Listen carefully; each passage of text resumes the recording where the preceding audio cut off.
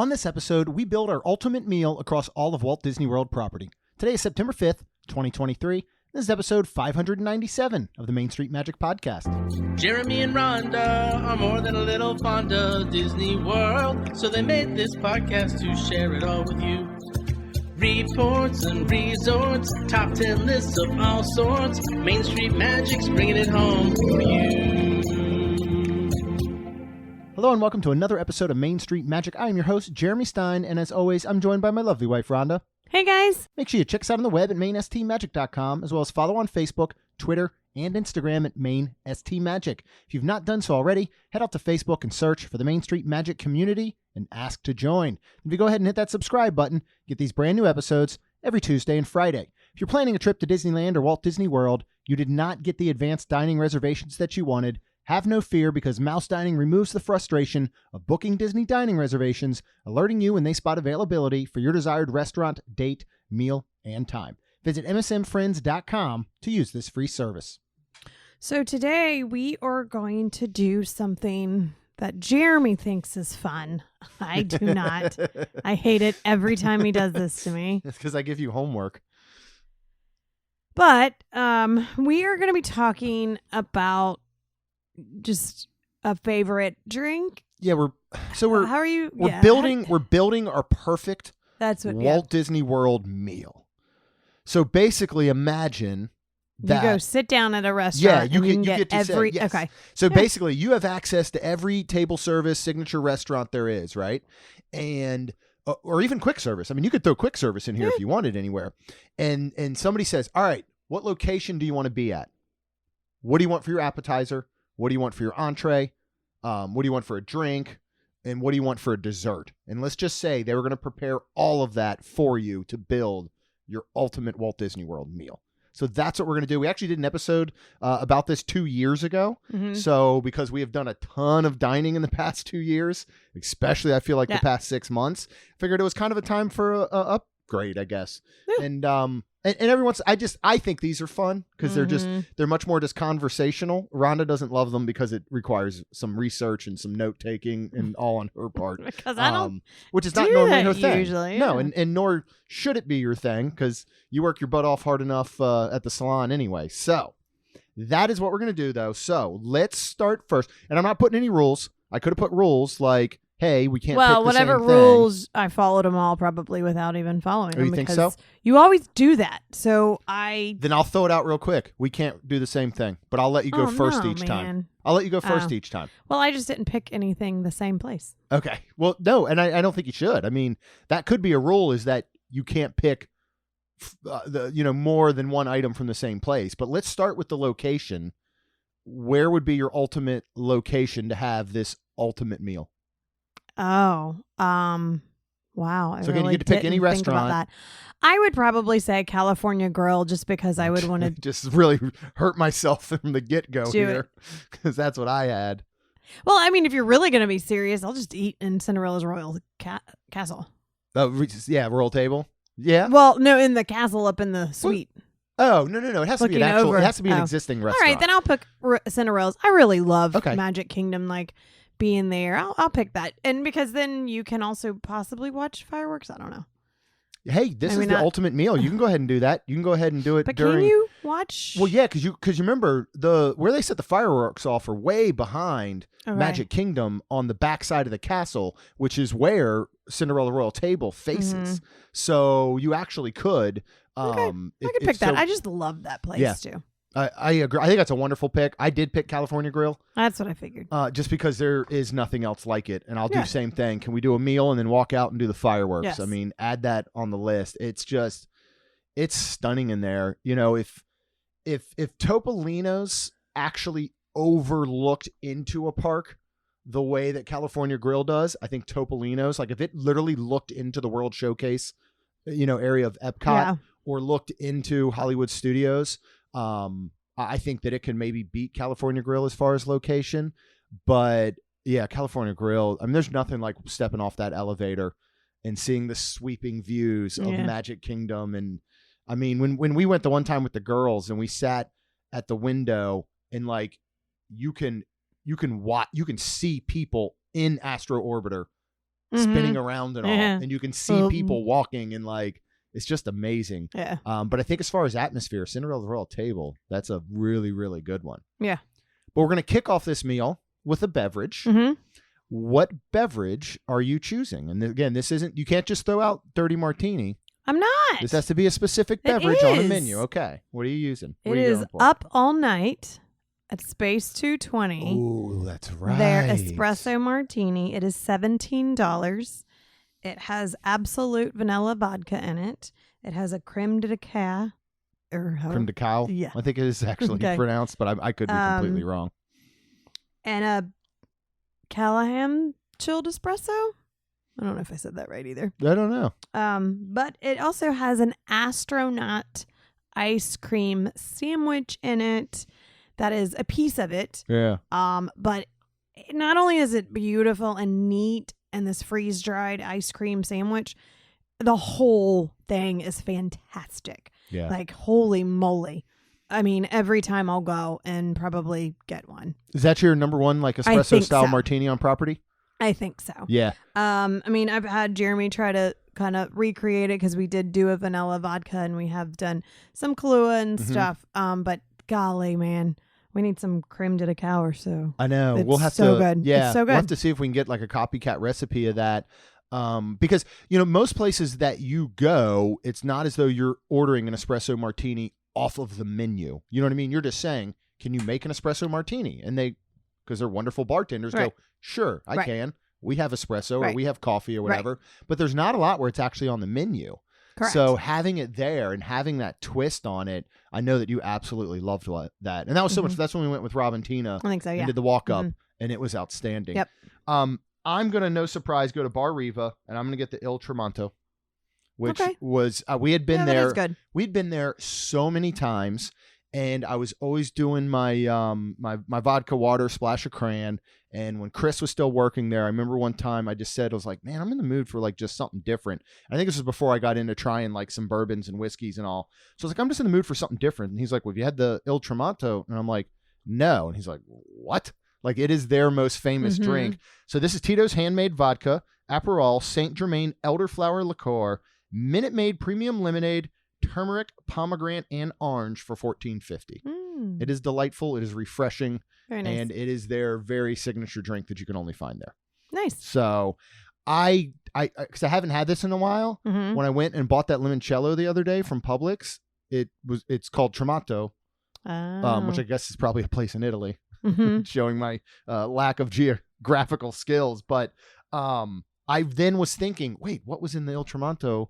Oh. But they're completely separate from each other. There's no kind of lemon or anything in it, but I love that beverage. Speaking of limoncello, we are making our own. We are. Yeah. I'm excited. Yeah. After we finished the bottle that we got from Epcot in Italy, which again, $30 is a heck of a deal for that thing, because we probably got 6 to 8 glasses of it, because we'll like, that's kind of how we might start a Friday or Saturday night, is go ahead and do a small glass, almost like a small whiskey type glass, and then do maybe 2-3 ounces of that and sip on it for a bit, and then that's it for the evening on those. So it lasted us a little while. But yeah, I was saying something around, and I was like, making limoncello is really easy. It's vodka, it's lemons, and then it's simple syrup. So good. So right now we're on day 3 of the followed lemon peels. What's her name? Yeah, Giada De Laurentiis. Yes. What does she call it? How does she pronounce it?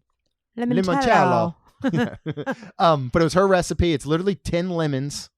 I think the peels of 10 lemons. We doubled it. A liter of vodka, I think. Or no, 750 milliliters of vodka. So we did 1.5 liters. And then at the end, you make a simple syrup.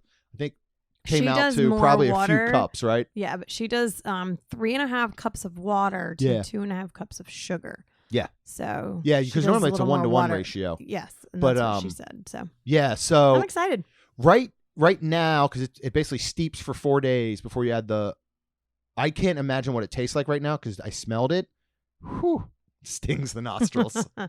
So you can tell it's going to need that simple syrup pretty bad. All right, enough about our homemade liqueurs. Let's move on to an appetizer. Well, that pans very well with mine. Oh, limoncello does? Yeah. Okay. Because I am going to Topolino's at Riviera. and pick. I am going to get the ricotta for $16. Yeah. I mean, this is homemade ricotta. I make ricotta myself as well. I don't know how they do it. It is phenomenal. I would get this every time. It's so good. You've got tomato, aged balsamic, cracked pepper, basil, and epi, and it's really good. And epi is that bread. Yeah. We learned. Yep. So it's actually that, and we made this at home one time for Anyone Can Cook segment on Wonderland Crew, but it's like that, it's that certain style of bread that they almost like snip it. It looks like leaves. It looks like a tree almost a little bit. It's really cool. And it's just super delicious. That was going to be my pick, Oh. but I figured I would get yelled at, and I feel like this is cheating. But I got to go to Sanaa, and I got to do the Indian style bread service. Why is that cheating? That's an app. Because it's like a meal. You know what I mean? Oh, Like yeah. it is an app. It 100%. But are you so you're gonna eat this app and then you're gonna eat your next course? Yeah. Okay. Yeah, man. We did it last time when we Okay. split the butter chicken there. Yeah. Okay. But yeah, I mean, you get your 5 different breads, traditional naan, a garlic ginger naan, spice naan, onion kulcha, and a paneer paratha. And then you get these 9 accompaniments of all these different incredible sauces. Mm-hmm. And So good. the sauces on their own are amazing, but it's just this amazing communal appetizer that you share with friends, and then you start to make stuff up. Like you might say, I'm going to mix together the cucumber arrayeda with the spicy jalapeno lime pickle, and they kind of balance each other out. And then then your person you're hanging out with, your friends are there, and they're like, oh, let me try that. And you're just putting this together, and you're always going to order more naan every time. I mean, we went last time with Tina and the kids and all, like they went at that thing like savages. Yeah, they were did. just tearing it apart. They We sure got a did. whole other order of naan. We did. Like it is just absolute perfection. And it's a lot of bread, but if you can hold yourself off and not eat too much of it, then you will still save room for a delicious entree. Mm-hmm. What entree are you looking at getting? So I have no idea where my you're going in this first direction. choice would actually be Ohana at the Polynesian, and this is $59 per adult. But here's the part where I'm not sure if you're going to let me. This is why I do have a backup, but I mean, it is $59 per adult because it is your app, entree, and dessert. Yeah, it's all in one. It is I don't all know in if this one. will count as. I don't think you can count this as an entree. Would do the meats and then the noodles and the pot stickers, Yeah. of course. But if you're making me not do it, my second choice would be Le Cellier Steakhouse at Epcot in Canada. And I would go with the filet mignon Ooh. for $62. This is AAA Canada tenderloin. And this is the main reason why I'm going with this, because of the mushroom risotto that it comes with. It also comes with asparagus and tomato relish, truffle butter sauce. That was so good. I asked for an extra and they gave it to me. I took it back with me and ate it cold the next day. Yeah, the That's risotto? how good it was. Yeah. The steak was fantastic too, but if you're talking, if I can just have an amazing entree, I mean, that was really good. But again, I would totally do Ohana, and you could take out the app. I wouldn't eat any of the apps. Yeah, and you could almost say like just Right. the meat portion, the main entree and the reason portion. I was kind of saying that too is because every single time we go back to Tambo, I am getting some type of something. Noodles, pot stickers. I Yeah. mean, you can get the beef or the what yeah, you can get the skewers. skewers. Yep. And Wings. they put the peanut sauce on it too. Yeah. Like, so it's just, again, and I try to think of like, okay, I'm looking through, Walt Disney World's all of every single thing. And I'm like, all right, what do I go back to? What do I go back to? What? So this is that. Yeah. So No, that makes sense. I mean, yeah, talking Le Cellier and that risotto, I loved that risotto. so good. I mean, it is. I want to go back. Yeah, it is perfectly cooked. It's earthy. It has so much freaking flavor. And again, that's coming from somebody that doesn't traditionally like mushrooms, but I'm starting to like mushroom flavor, the earthy tones and flavors of it. I also selected a filet mignon. Okay. From, But I'm I assuming selected it. Topolino's. No, flying fish. Oh, okay. For me, that is the best steak I have had on property. Topolino's is just right behind it. like really a very, very close second. Okay. And Le Cellier was unbelievable. Le Cellier was so good. That was one of those we put off so long going to. And after so long, I was like, there's no way this is going to live up to the hype. And it did. Other than the poutine we didn't love. But everything else was outstanding. So at Flying Fish, though, this filet mignon also comes with a risotto. It's an herbed risotto. Remember, that was delicious. It comes with mushroom, broccolini, and then a subi sauce for $59. Okay. And yeah, it's best steak I've had Good. anywhere ever for me personally. And that is located at That is on the boardwalk. Yeah. So I think Flying Fish really, really flies under the radar. Yeah. Like, I mean, that No was pun one of the intended. best meals we've ever had when we did that for our anniversary. Not this last year because we did Narcoossee's, but the year before. Right. It was hard for me not to select an entree from Narcoossee's, but we are going to move on now to our dessert portion of the evening. What did you go? You're laughing, you're chuckling because you probably went with something that doesn't count or something. I don't know. Well, If you say Mickey Bar, I'm turning this off right now. it's close to it. It's the Andaport ice You were cream. seriously going with the ice soft stream. I love you. You're so funny. At Animal Kingdom, God, you and love that soft serve serve, is don't you? $4.99, and I do. I really, really do. But first, I'm gonna go ahead and say I'm gonna talk about Cali Grill's creme brulee. I went to go look that up, but now it has changed to a full course meal, so I couldn't just pick that. They're 'cause I doing was a like, prefix wait, meal where's now. the price? And then I was like, oh, so I probably can't pick that. When we had it years ago, oh, it was fantastic. It was so daggum good. Yeah. I love any kind of creme brulee. I like the one over in France, but I do, if I remember correctly, California Grill has been the number one I've probably had. If you didn't allow me to pick the ice cream, again, that's where I keep thinking, what do I go back to? What do I go back to? And so my other one, my second would be Gideon's Bakehouse. Yeah. You got cookies. They're $6 each. They change one every time. The rest Yeah, every month. every month. Thank you. What's your favorite one there that you've had? I would probably venture to say like the original one with the, because they do have some salt on it too, which I really, really like. The straight chocolate chip cookie. I do like the peanut butter crunch. I really like the coffee cake one, the morning one though. But like I said, they're $6 a piece. You can get up to 2 per person. They have cakes too, which is $9 a slice. But through our good friend Rachel, you can also buy a whole cake. Yeah. If you would like. Yeah. So with all that being said, they have normal ones, cookies and cream, and like pistachio toffee chocolate chip, which is really good. I like that one a lot. Yeah, that one's outstanding. A monthly limited flavor, and then you also have your slices, and then usually it's a monthly flavor, I feel like, of a sliced cake. So, and again, that's where and that's obviously at Disney Springs. I just tried to think of like, what do I get? What do I go? And I'm like, oh, that's my almost go-to like dessert. And it is. And of course I say that Andaport truck, but really, let's be honest, it's anywhere in Disney that serves soft serve. Yeah, there is something about it. I don't know what it is. At Magic Kingdom, at anywhere, every time I get soft serve, and no matter what it is, like, I like this truck because a lot of times you can go and they have, the Yeti or whatever movies come out, they have something that goes along with it. I mean, even over like in Magic, no, that was Disney Springs, the Rapunzel cone. Now Magic that had Kingdom does them a no lot. soft serve in So it. did Typhoon. Remember when Typhoon was doing the Moana and then the 50th celebration? So that good. 50th iridescent one my was God. unbelievable. It was like a birthday cake. Oh, it was so so good. So good.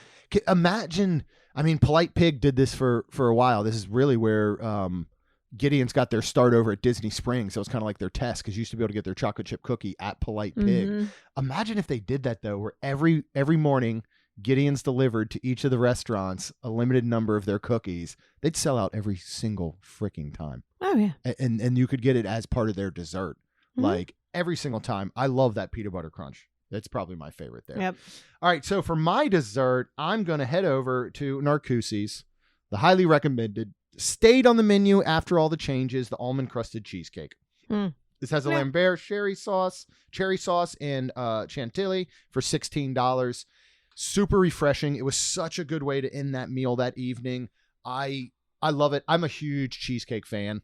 I didn't know that I would be such an almond fan because it's not like I had to sit around eating almonds. Like, they're fine, but I don't love almonds.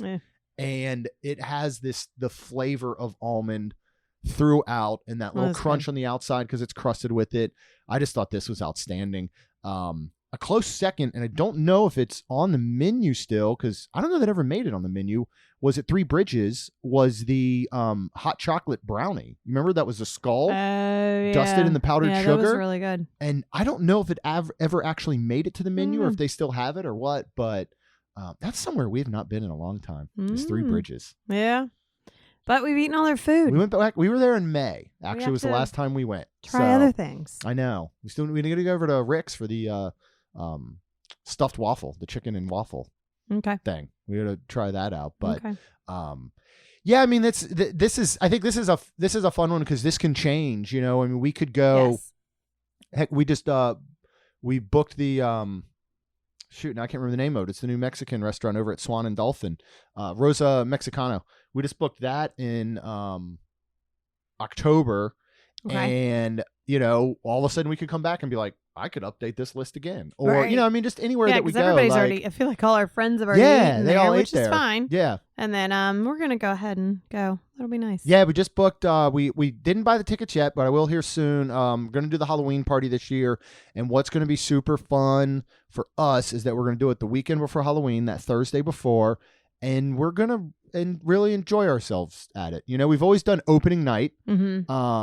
And not that we haven't enjoyed it, but it's just different. Like to go on in August is very different than going at the end of October. Yeah, so I'm excited and hope it's cooler because of our outfits. We do Jack and Sally. Oh, you went ahead and just said it. Okay. Oh, is that going to be a surprise? I don't know. Well, it's not anymore. We'll do Jack and Sally. Rhonda's got most of her stuff put together. I still got to find a Jack Skellington suit here or put something together there. Maybe I'll do more of a Disney bound. I don't know, but that's going to be a lot of fun. But yeah, coming up next is going to be our next trip will be for my birthday, and we're doing Wilderness Lodge Club level. Cannot wait to experience that and bring all the info from that to you guys. And then we have that is the start of insanity because we've got that, and then we move over the day after to Universal because we're doing Halloween Horror Nights that Friday night. Sticking around till Sunday. Following weekend, we're gonna go and check out all the new booths that are opening on September 22nd.